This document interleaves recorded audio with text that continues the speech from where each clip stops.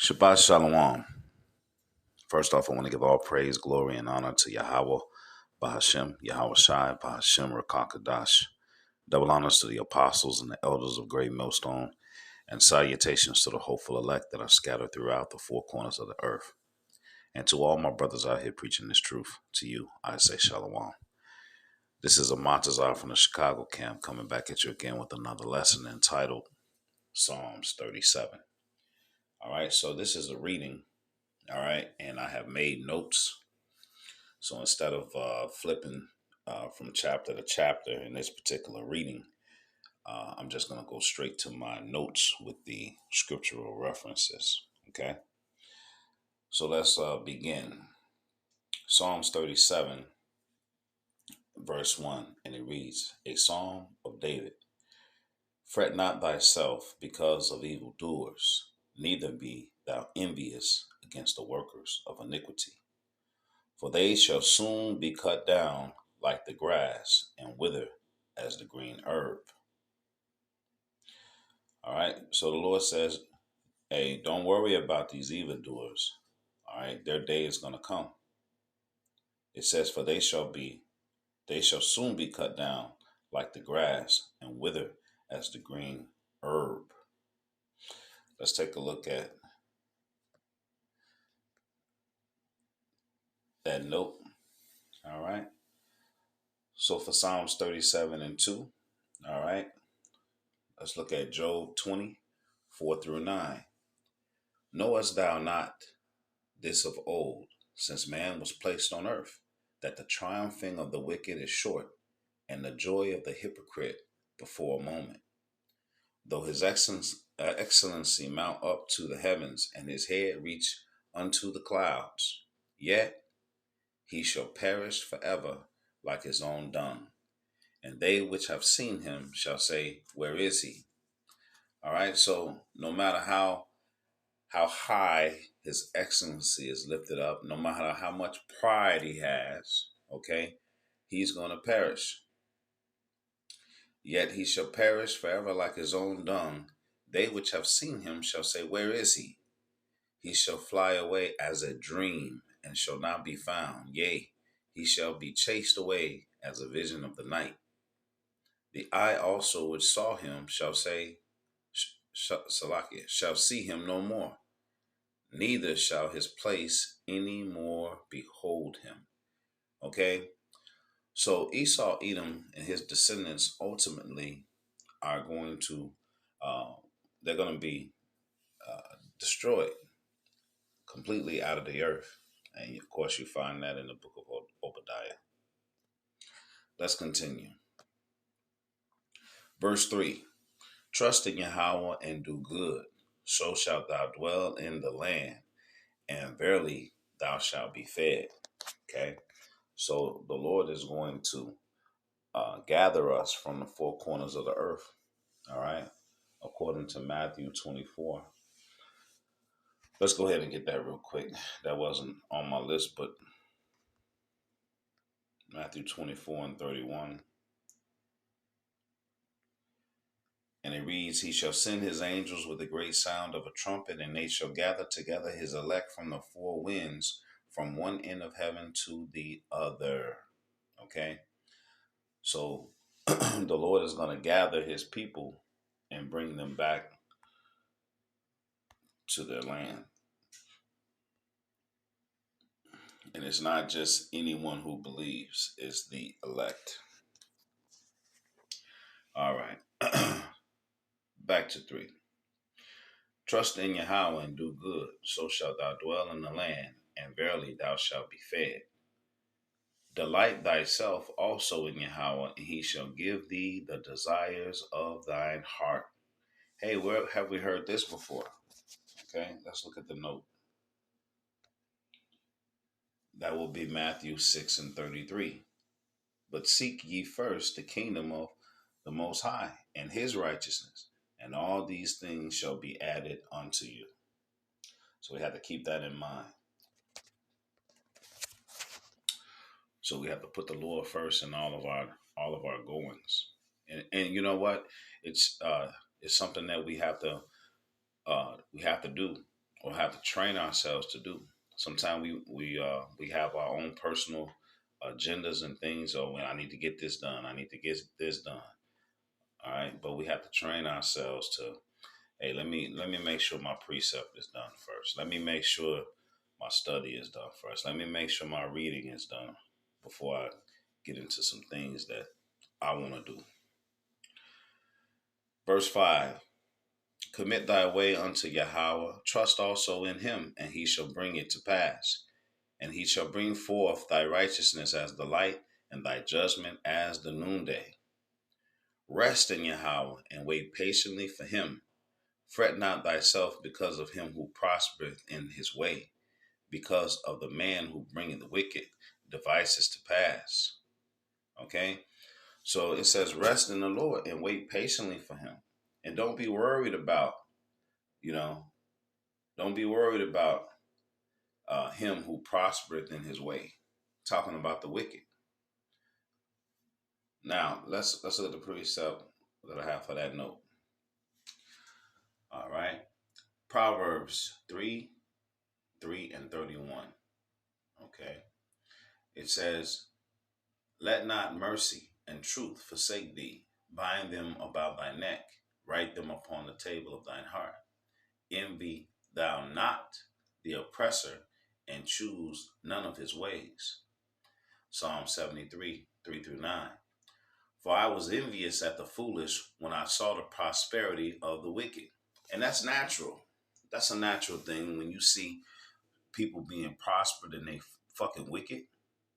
You know what I'm saying? And you struggling, and they're wicked and they prospering.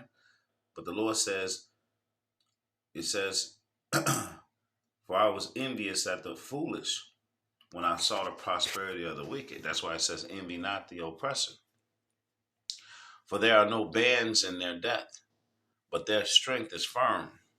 All right. They're not under these same conditions, all right, that we're in. They seem to die at peace, instead of in chains and, in, captivity, so to speak. They are not in trouble as other men. Now, how many times have you seen so-called Edomites do the same thing or worse as Jacob?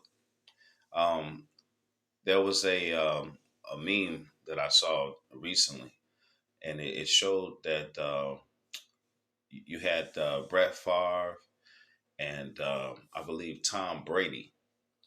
So there's accounts where allegedly these men have stolen millions of dollars and they should have been in jail. All right, these are high profile franchise quarterbacks, and then they had a picture of Michael Vick next to him for fighting dogs. His ass went to jail, and these other guys allegedly stole millions and millions of dollars, but only one of them went to jail. And it just so happened to be who? Jake. Okay. They are not in trouble as other men, neither are they plagued like other men. Therefore, pride compasseth them about as a chain. Violence covereth them as a garment. Their eyes stand out with fatness. They have more than heart could wish. They are corrupt and speak wickedly concerning oppression. They speak loftily. They set their mouth against the heavens, and their tongue walketh through the earth. And that's what they do. They congregate together and they talk down on the people who they have oppressed, as if like they didn't do anything to oppress them. All right, like as if they're getting what they deserve, but they're gonna get what they deserve as well. Verse 8, cease from anger and forsake wrath. Fret not thyself in any wise to do evil, for evildoers shall be cut off, but those that wait upon Yahweh, they shall inherit the earth. For yet a little while, and the wicked shall not be. Yea, thou shalt diligently consider his place, and it shall not be.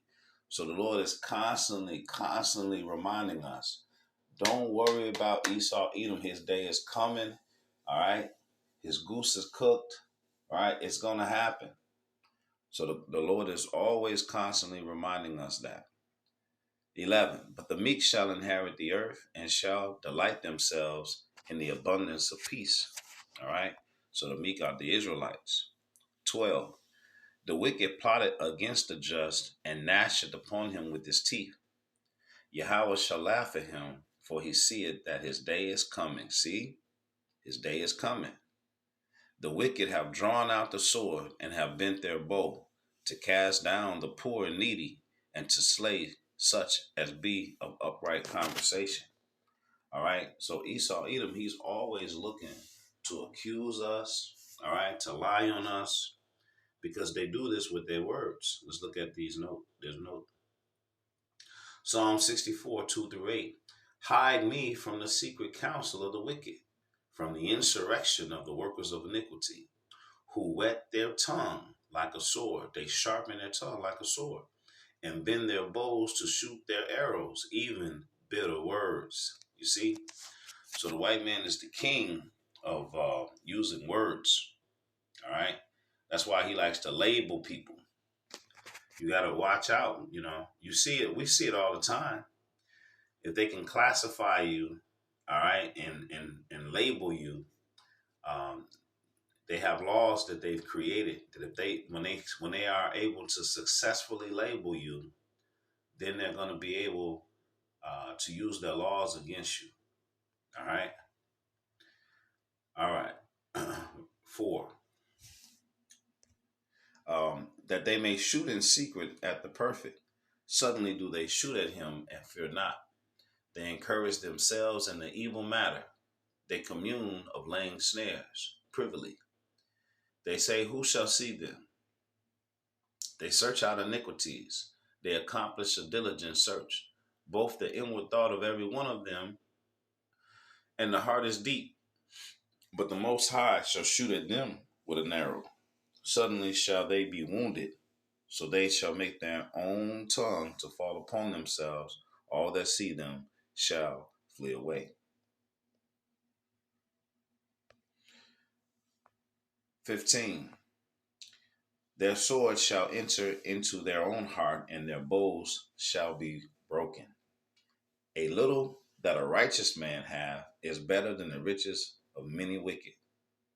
All right? Just the little bit that a righteous man have is way better than the riches of many wicked. Think about that for a second. That's a deep statement. Let me highlight that. That's important. Okay? The little bit of the righteous. Okay? You're an elect and you're righteous. You're doing the work. All right? You're doing the work and sincere.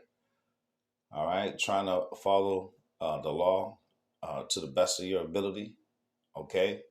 Knowing that you're saved by grace. It says that the little that a righteous man hath is better than the riches of many wicked.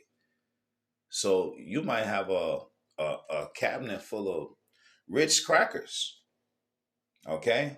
But you got that cabinet of rich crackers and you are elect of the Lord, a hopeful elect of the Lord. All right? They can have all kind of millions of dollars and first class jets and, vacation homes. All that don't mean anything. Okay, because it's all going to come to naught. All right, 2 Peter 3. Seeing these things shall be dissolved. Okay, the only thing that matters is whether or not you are an elect and you have hold on this truth. You can have rich in the cabinet, and you can have everything. Verse 17. For the arms of the wicked shall be broken, but Yahweh upholdeth the righteous. Yahweh knoweth the days of the upright, and their inheritance shall be forever. They shall not be ashamed in the evil time, and in the days of famine, they shall be satisfied. Okay? Verse 20, but the wicked shall perish, and the enemies of the Lord shall be as the fat of lambs. They shall consume into smoke. They shall consume, Salakia. Into smoke shall they consume away. 21. The wicked borroweth and payeth not again, but the righteous showeth mercy and giveth. For such as be blessed of him shall inherit the earth. and they that be cursed of him shall be cut off. Verse 23. The steps of a good man are ordered by Yahweh, and he delighteth in his way. Though he fall, he shall not be utterly cast down, for Yahweh upholdeth him with his hand. Let's look at the note on that. Proverbs 20 and 24. Man's goings are of the Lord. How can a man then understand his own way? All right. So the steps of a good man are ordered by the Lord. So it's part of his plan. 25. I have been young and now am old, yet have I not seen the righteous forsaken, nor his seed begging bread. He is ever merciful and lendeth, and his seed is blessed. Depart from evil and do good, and dwell forevermore. For Yahweh loveth judgment, and forsaketh not his saints. They are preserved forever, but the seed of the wicked shall be cut off. The righteous shall inherit the land, and dwell therein forever. Now the land, man, it says the righteous shall inherit the land and dwell therein forever. Let's look at something real quick. This is just a side note. So this is 2 Samuel 7 and 11. No, 10. This is what the Lord promised David. It says, moreover, I will appoint a place for my people Israel, and will plant them, that they may dwell in the place of their own, and move no more. Neither shall the children of wickedness afflict them any more as before time. So the Lord is, again, he's constantly reminding us that these wicked people have their day. Okay? He's constantly reminding us these wicked have their day. All right.